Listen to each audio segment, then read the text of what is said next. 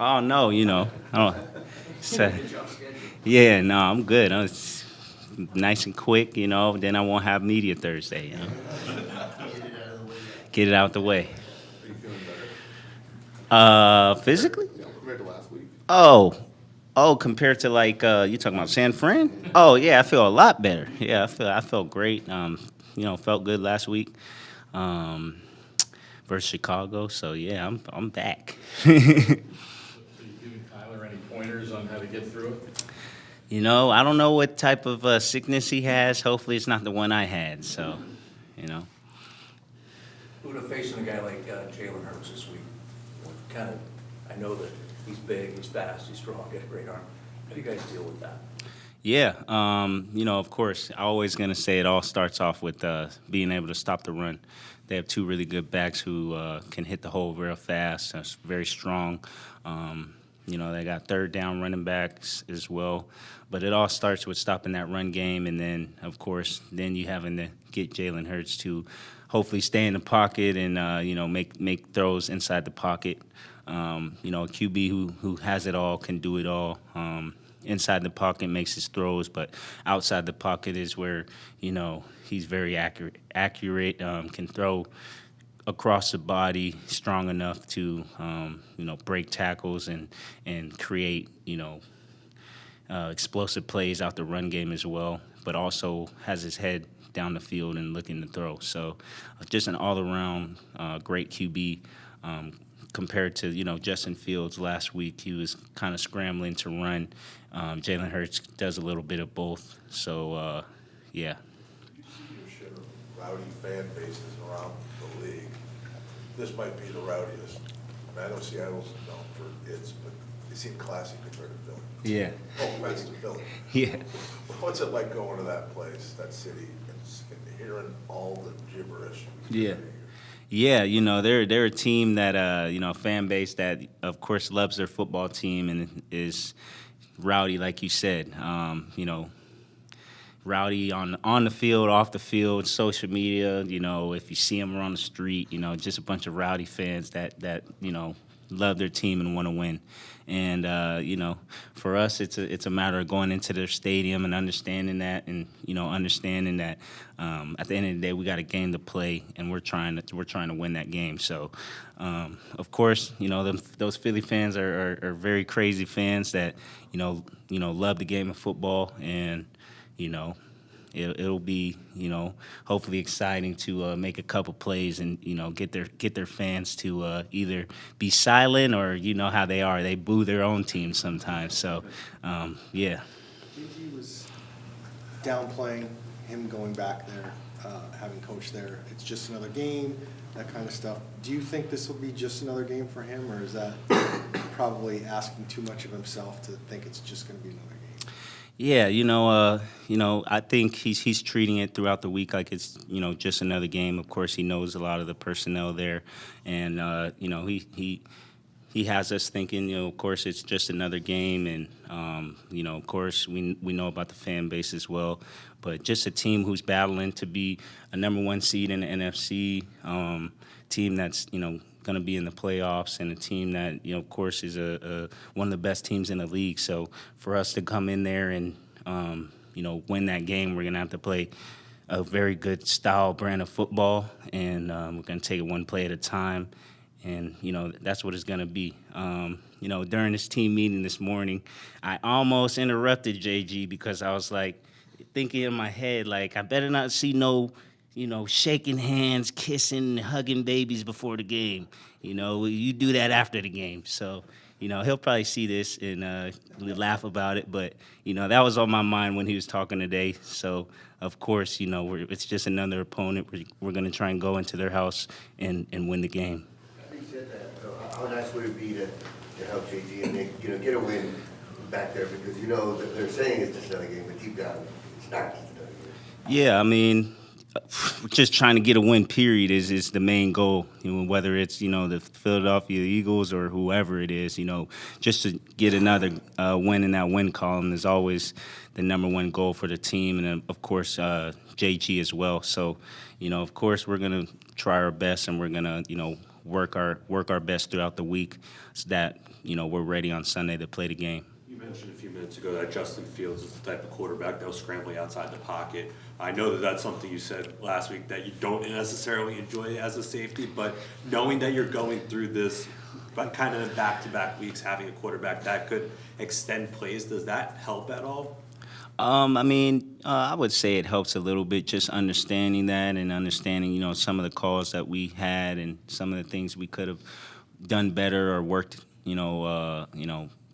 done better in the game is definitely something that, of course, we have our mind set on to doing better this next week, another opportunity to play the game. So I would say it helps, but, at the end of the day, we understand it's about stopping that run game first, getting JALEN HURTS to stay in the pocket and, try to limit the explosives and create turnovers, So that's going to be the main goal, and, we're excited for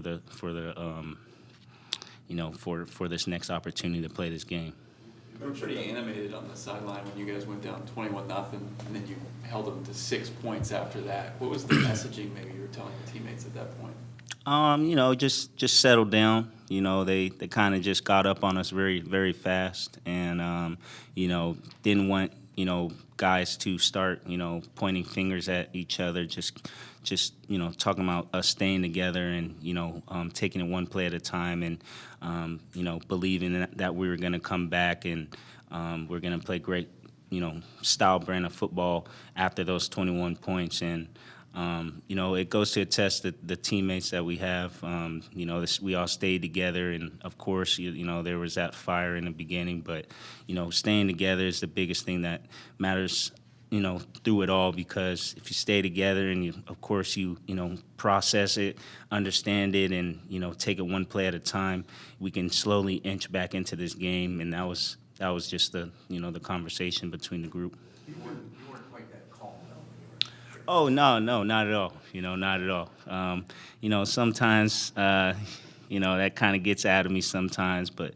at the end of the day, they all understand that, I only want to win, and I know they only want to win as well. So, we're all brothers. No matter what, we're going to stay together. We can fight maybe one play, but after that, we get to the sideline, we chalk it up, and we hug it out, and we play football, because at the end of the day, it's a 4-quarter game. So, our whole mental was just trying to get back into the game. Speaking of that, the Bears had a handful of explosive plays. How much do those, and they happen a lot to everybody, but they've happened a lot to you guys this year. How do those things personally affect you? Do you see a guy wide open on the other side of the field, and he's just cruising in? Yeah. What does that do inside you? Of course, it doesn't make you happy. You get frustrated, but you understand that, it's a process. And, we go to the sideline, we figure out exactly what someone messed up just in case, they want to do something like that again. And you just understand that. And, it's next play mentality, because if you continue to dwell on those negative plays, more negative plays are going to continue to happen. So just trying to understand what guys messed up, understanding the route concept that, kind of we might have been unscouted look or something that we haven't seen before, and just at the end of the day, just going down to our rules of the game in each and every call, and, trying to limit those plays. When you watch it on the film on Monday, and you know it's coming, and you have to watch it, what does that feel like? Yeah. Over the years, I'm sure it's gotten easier, but maybe it hasn't. No, it never gets easy. Like me personally, I don't like to lose, and I understand that, that's, kind of been a process throughout this year. We've been losing games, but just understanding that that's never acceptable to lose games, and to kind of just, we got young guys playing, young guys understanding the game and learning, but, letting them know that, this losing is not okay in this league, and just understanding you're going to have to work harder, grind, and take it one play at a time if you want to win in this game, because especially on the defensive side of the ball, you can have 60 plays, but 3 bad plays, and that's 21 points. So just understanding that, and just for me personally, being a veteran, having that patience to not go off on guys every single time, because of course it's going to go in one year and out the other one day. but just, understanding that the process of this game and the process of, how each and every player learns the game of football on each and every call. So just having that knowledge. Okay, you've been here for some ups and downs, and what was this year like for you after kind of going through last year and maybe through a few years ago? Yeah, I mean, for me personally, this year, this fourth coaching staff, second GM, it's the first time that I've seen a lot of, rookies playing meaningful football. So definitely for me, it's just understanding that it's a process, and no one's going to be perfect the first time they get onto the field, or even the second, third, fourth time. But just as long as we're continuing to get better as a group, and hopefully not messing up the same thing twice. Just having that knowledge and understanding of that, because me personally, you mess it up one time, you chalk it up to the game. You mess it up a second time, it's like, all right, now, then if you mess it up the same thing, the same exact time, like third time in a row, I might go off on you. So like, that's just how it is, but just understanding that this season's a grind. We work hard each and every week. We work hard each and every day. And I know the Sundays it doesn't show, but just know, we're definitely getting better as a group. We're getting better as a team. And, we're going to continue to grind and continue to work these last 2 weeks and put our best foot forward on Sundays. After everything that you went through during the offseason, when you look at this year personally, just how you played, is it kind of what you wanted this year to be? Yeah, my coach has been putting me in various different, jobs to trying to get the football to come around.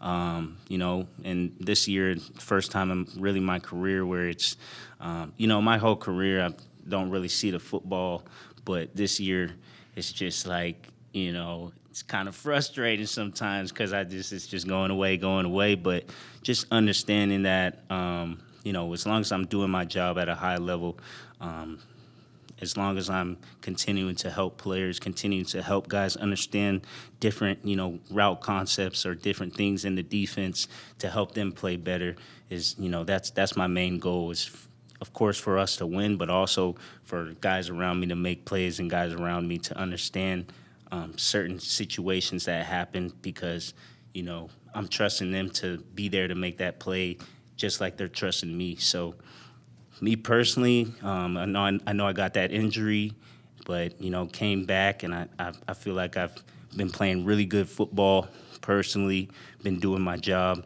I know the splash plays aren't going around and, not crazy interceptions or any of that, but at the end of the day, this is a business, and each and every person has to do their job at a high level. And, I'm just going to continue to try and do that one play at a time, and, we'll take it from there. You mentioned some of the rookies playing and how that's been something different. How have you seen those guys kind of respond to the peer-to-peer coaching that you're alluding to? Oh, they respond awesome. Those guys want to learn. I talk to them about leaving your ego at the door. At the end of the day, the sport, we're all trying to learn. And me being a veteran, I'm still learning each and every day. I'm still, asking questions in the meeting room, questions I might not know, questions I already know. I'm just asking just to make sure, everybody else understands and knows. So just continuing to work and continuing to try to be that player that, my teammates can rely on. You guys embrace the spoiler role? You said Philly's going for the number one. You could knock that out of their reach potentially, and then Seattle, you could knock them out of the playoffs. Maybe. Yeah. For us, we're just trying to get a W. That's the main goal. And however you want to say it, however you want to, talk about it, at the end of the day, we're coming to work, and we're taking it one day at a time, and we're going to put our best foot forward on Sunday, and of course we're going to be trying to win. So that's the main goal, that's the mindset, is win. So it could be spoiler alert, it could be whatever, but at the end of the day, we get that win, guys are going to definitely feel better. Budda, have you ever had a fan surprise you by doing a Google search on your background or your history and make a comment about you or about your family or your past? Have you ever heard that across the league, the fans? Oh, fans? Oh, like like an opposing fan? Yeah. Oh, I've had a fan call me by my real name before, you know. So yeah, they do a little bit of research, you know, say, "Hey, Bashard," you know, stuff like that. So, you know, that's always funny if I hear one of those. You know, at the end of the day, if they're looking me up, that I must be doing something good. So, yeah. With all the rookies and younger players, we know the next man up mentality, but how tough is it when there are not only young guys, but so many changing pieces on the different units? How tough is that to be consistent on a week-to-week basis? Yeah, you know, of course you would say it's tough to, you know, be playing with someone different compared to playing with someone that you've been playing with multiple consecutive weeks. But at the end of the day, you know, our coaches do a great job of explaining the details of the defense and to the best of their ability. And at the end of the day, we all have to do our job. And it doesn't matter if, you know, you're here 5 years or you've been here, you know, 2 weeks. If you're on that field, you know, we're under the impression that you know what to do. So that's the main thing. Keep the main thing, which is, you know, you're on that field and there's a play call that our coaches, you know, put on in the green dot. You got to understand the play call to the best of its abilities. So there's no excuses.